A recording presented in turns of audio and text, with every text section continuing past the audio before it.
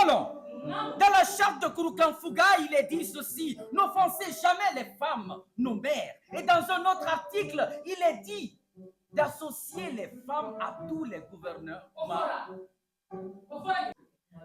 Il dit quoi? Il commence à énumérer. Tu as fait ça, tu as fait ça. Je dis non. Je lui ai même dit sors de mon bureau. Il revenait à la charte. Donc je lui ai dit ceci. Je dis la seule personne qui va me dire que j'ai quelque chose à dire, et je vais prendre papier et puis je vais écrire, j'ai dit c'est Sensi Papa. J'ai dit si Sensi me dit ok, Dakar, ben, comme il aime bien m'appeler parce que je suis nommée de sa grand-mère. Il me dit, je dis si Sensi me dit Dakar, bien sûr tu vas écrire un livre. Je dis attends, il n'y a pas de problème. J'écrirai un livre. Il dit ok, il n'y a pas de problème.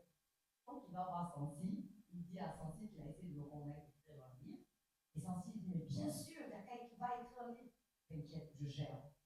Sensi m'invite à la réunion préparatoire des 72 heures de livre. Et le jour-là, il dit non, à mon insu d'abord. Donc lui et Sensi, on discute, et tout, il ne dit plus rien. Et donc, on est parti filmer le lancement de la conférence de presse des 72 heures de livre pour annoncer justement votre courage de coucher les mots sur du papier. Et il m'envoie la vidéo. Sensi Kaba devant vos livres ne sont pas que personnalité, c'était au centre culturel franco-guinéen. 300 personnes. Il dit oui, je vous annonce que Daka Kamara va écrire un livre. J'étais aux États-Unis. Quand Alpha m'a envoyé la vidéo, je dis quoi?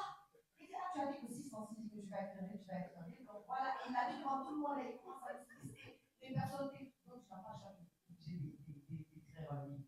Et donc je viens à la réunion préparatoire, et donc là je suis là.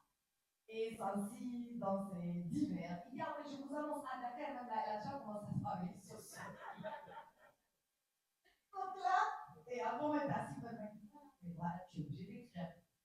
Et donc, je raconte cette anecdote parce que lorsque c'est après, on a été nommé commissaire présidente du comité d'organisation en décembre. Donc depuis là, j'ai commencé à travailler sur mon livre.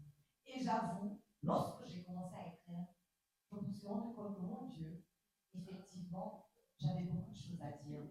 J'avais quand même fait assez de choses. Je ne voulais pas faire une autobiographie sur ma vie parce que je me suis dit, il me reste encore beaucoup de chemin à faire.